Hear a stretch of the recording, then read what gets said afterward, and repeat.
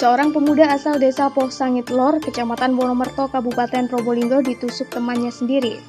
Peristiwa ini dipicu dengan keduanya yang saling ejek hingga menyebabkan tersangka tersinggung. Saat asik menikmati kopi inilah keduanya lantas saling ejek. Niman tidak terima dengan ucapan korban, akhirnya pulang mengambil celurit. Benda tajam inilah yang melukai teman ngopinya itu. Polisi ungkap identitas dua pelaku pembobol ATM BNI di Jalan Soekarno-Hatta, Kota Probolinggo.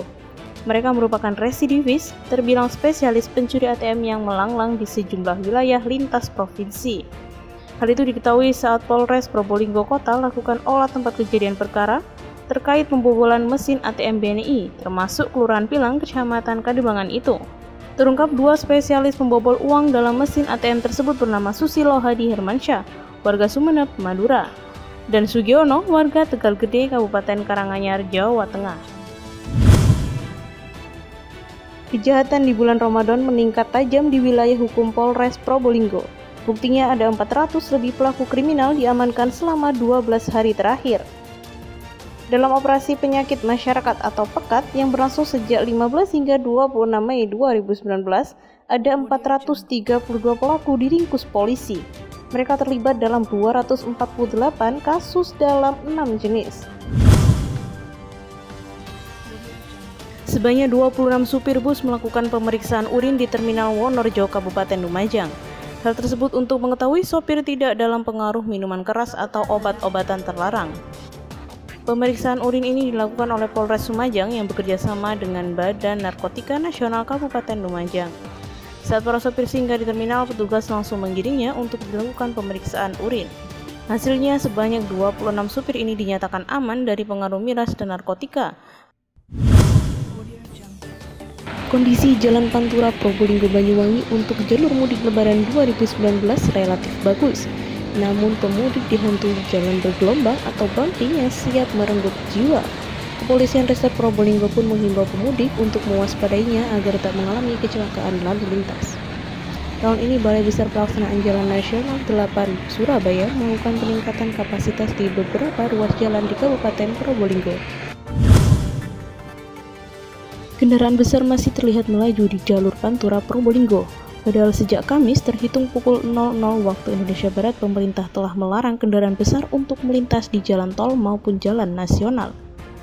Sesuai Peraturan Menteri Perhubungan Nomor 37 Tahun 2019 tentang pengaturan lalu lintas pada masa angkutan Lebaran 2019, ada pembatasan operasional bagi kendaraan besar, semisal mobil barang dengan 3 sumbu di jalan tol dan jalan nasional. Kebijakan ini dikatakan sebagai antisipasi kemacetan panjang saat arus mudik dan arus balik Lebaran. H-4 Lebaran, arus mudik di Tol Pasuruan Probolinggo, Paspro mengalami peningkatan hingga 50%. Pemudik yang memadati tol rata-rata berasal dari luar kota. Terlihat sejumlah kendaraan memadati gerbang tol Probolinggo Timur, Leces, Kabupaten Probolinggo. Sukirman, manajer operasional tol Paspro mengungkapkan, jika pada hari biasa hanya 13.500 sampai 14.000 kendaraan per hari, namun saat ini menjadi 19.500 sampai 20.000 kendaraan per harinya.